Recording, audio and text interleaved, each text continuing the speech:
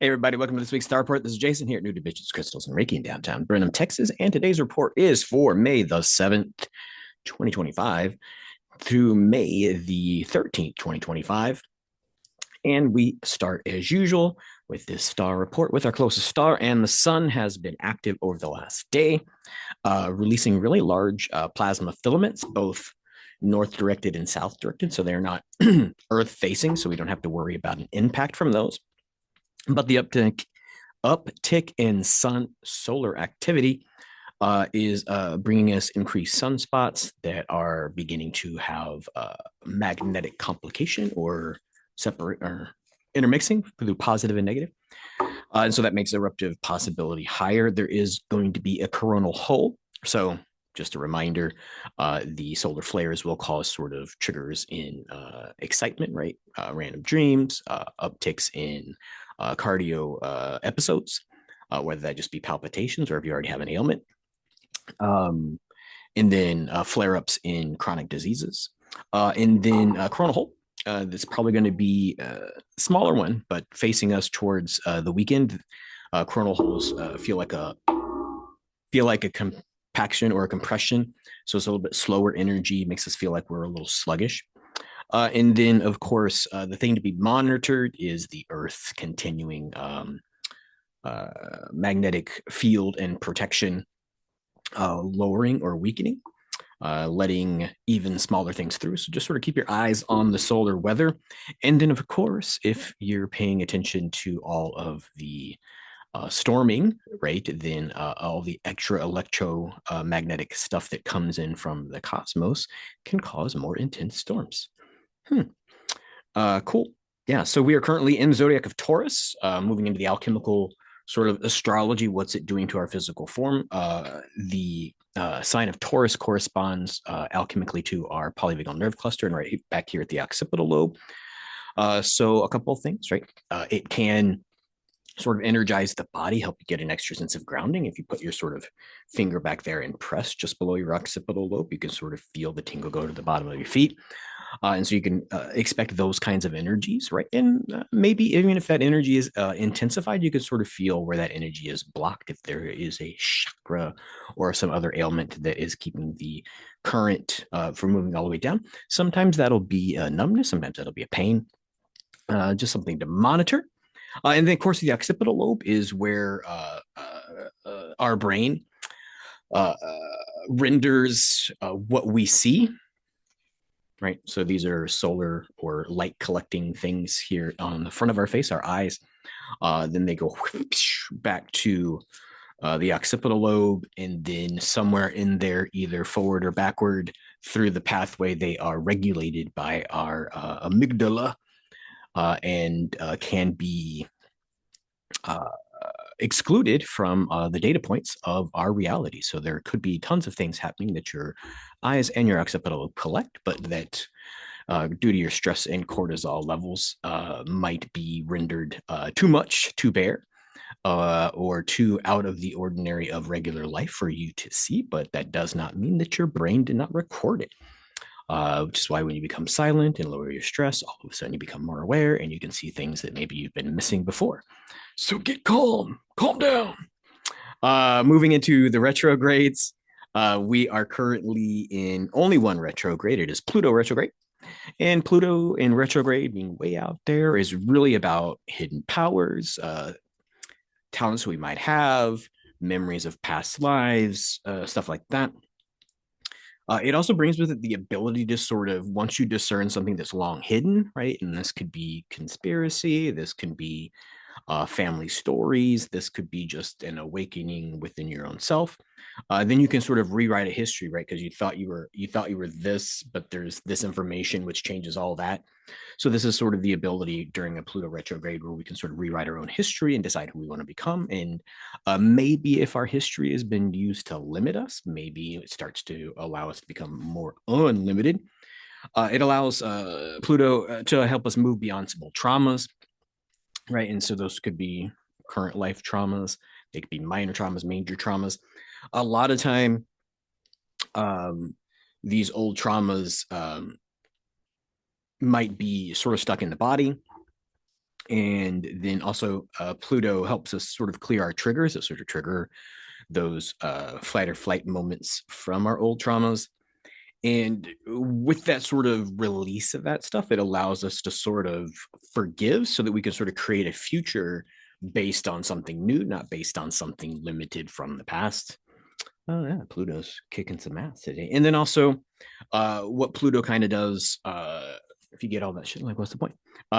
It helps you use your hidden power, right? So, uh, if this is the new case and this is the new story, then how do I use that power in this now, right? So it gives you a little bit of discernment of, hey, this has been hidden, but now that it's uncovered, here's what your life looks like moving forward.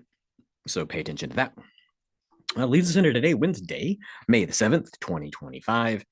And Taurus and Mercury are really guiding you to Taurus the bull, um, are really sort of guiding you to Mercury, big iron planet, heavy metal, is sort of guiding you to slow down and take all of this change, all of this understanding at a deliberate pace, right? Not just I got the first piece of information, now I'm going to act right. It's kind of like make sure you get all the information and discern all that.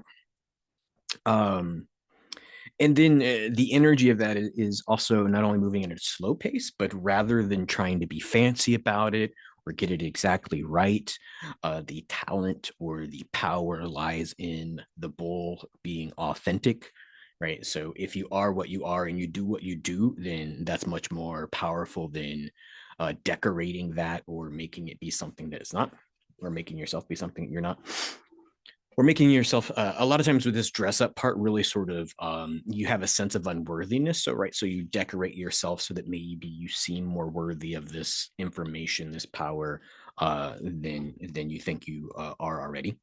Moves us into tomorrow, Thursday, May the 8th, 2025. Will be a 22 master day. 22 master days is just the numerology of all the numbers in the entire date. So 05, 08, or excuse me, 05, 08, 2025 gets us to 2022, or gets us to 22. um, Really, during the energy of the day, Pluto's really going to help you identify where all those stuck emotions and stuck things are in the physical body, right? And so, sort of like I talked about this polyvagal nerve cluster, Pluto, and that deep inner stuff is going to sort of like help you recognize not only where their blockages are, but what they might be, so that you can forgive and release them. Fun times. Thanks, Pluto. Um, and then did I write down there? That seems weird. I'm just gonna I'm just gonna leave that alone. I'm gonna skip that sentence because it looks unclear to me. Anyway, moving on to May the 5th. No, excuse me, May the 9th, 2025, Friday. And the moon's going to be moving into Libra.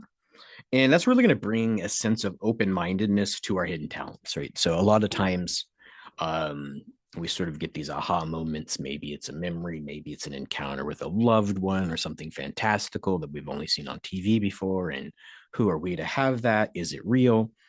And so the energy of the moon into Libra on Friday is really going to sort of bring you some open mindedness to your hidden talents, to your hidden understandings, to a symphony or a point of view or a purpose to your life that might be moving parallel to what you had known.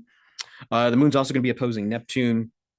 And so you want to look for that energy towards the nighttime to really give you, I don't say freaky dreams, but out of the ordinary dreams. Like if you normally dream about fantastical stuff, aliens or angels or all kinds of other kinds of worlds, then it might not be that freaky, but it's going to be out of the ordinary, right? So maybe it's going to be a normal dream if that's the case. But if you're sort of like normal dream about anxieties, work, relationships, job, it might be something more fantastical, like an encounter with spiritual beings. Also, pay attention to Friday night. That seems like a good night. And then the idea of sort of knowing that is sort of difficult to make sense of, right? Like, why am I having those dreams? I don't think any of those things. Maybe I know, maybe I don't. But that's not for the report. That's for you to sign up at newdimensionscrystals.com and come in for a session and figure out maybe. Anyway, moves us into Saturday, May the 10th, and the moon will be trining Jupiter. And really, this is going to sort of bring us, I want to say wins, but victories. Like if you're trying to be popular, more understood, accepted in your sort of social realms, the energy can sort of move in to make that possible on Saturday. So if you've got some social events planned, look for them to be successful. Um, and the sort of cautionary tale or the advice to go along with that is just sort of be cool and enjoy people liking you. Don't question it. I mean, don't be stupid, but like, don't be like, oh, wait for the other shoe to drop because I've never been popular, right? Just sort of enjoy people getting you, understanding you, accepting you, bringing you into the fold. Um, and then Mercury is also in Taurus, and that could have you thinking slower. And that sort of slower pace is really more of a checking a checklist, right? So rather than my thoughts are running, I'm acting as they come, I'm having all these epiphanies. This is really like I've had an epiphany and I am working through the steps to move it out. This is sort of a slowing down of the thought process to make sure that you haven't left the coffee pot on, that you sort of haven't left anything out that could be of benefit to the plan. And so that kind of leads to every time we slow down, we want to speed back up. So that leads to the energy of Sunday, May the 11th. The moon squaring Mars is going to sort of be an agitation or an anxiety that you slowed down too much on Saturday and you need to speed up. So it's going to sort of feel like you're making it for lost time where you've got all these kinds of things to do. A lot of times you might experience that as an anxiety about Monday or getting anything ready for work because you took too much time off on Saturday, but like it's really something different. It's really the need to I won't say find an excuse, but if you do things too fast and you mess up, like, oh, I forgot that one thing, and you sort of have an excuse for unsuccess, right? And so this is just sort of that yin and yang, that black and white, that positive and negative pole, trying to sort of balance itself out. Let's just sort of watch how that sort of yo-yo happens on Saturday, Sunday. Leads us into Monday, May 12th, my birthday. Um, we'll have a full moon in Scorpio. Uh, my mama was a Scorpio. At any rate, yeah, full moon, clean your crystals, put them out in the moonlight. It can be only on doorstep. You don't put them out in the rain or the storms or anything like that. You really want to pay attention. That feeling satisfied might be hard, right? So the energy of the full moon in Scorpio is really about, hey, like I did all the things I wanted, and it's sort of a lack of, oh, that was great. It's just sort of a dissatisfaction. Um, really don't give into the frustration, right? The feeling will come. And it doesn't mean that you did the wrong thing, right? Oh, I wish I would have felt better, or I thought it was going to be more cool. So there's a potential to sort of have that disappointment on Monday. Leads into Tuesday, May the 13th, 2025.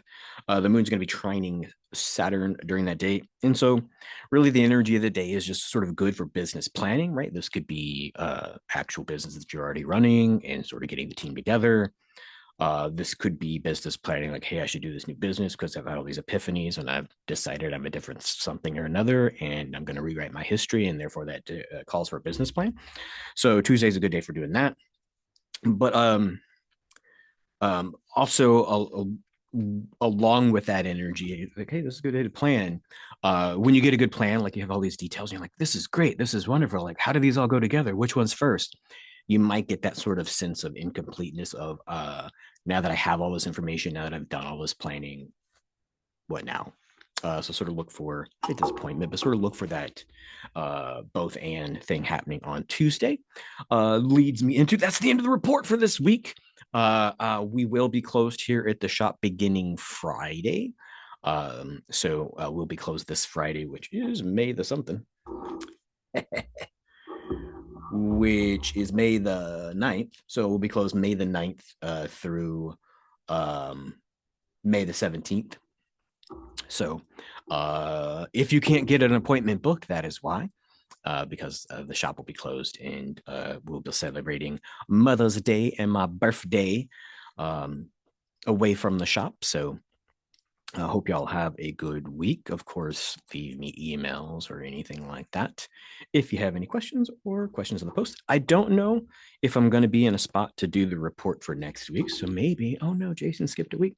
We might skip a week, but until I do return, maybe that's next week. Maybe that's 2 weeks from today. I wish you all many blessings.